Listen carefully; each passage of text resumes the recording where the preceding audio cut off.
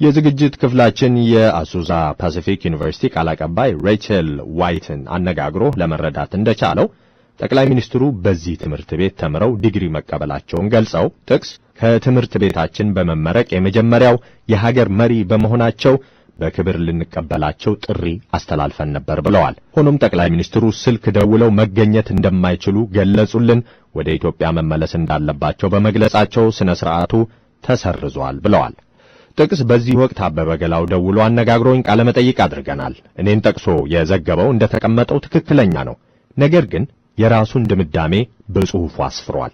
በተጨማሪም በጽሑፉ ባሳደረብን ጫና የተነሳ የተሸነፍን ለማስመሰል ሞክሯል። ይሄ ሙሉ በሙሉ ሐሰት ነው ብለዋል።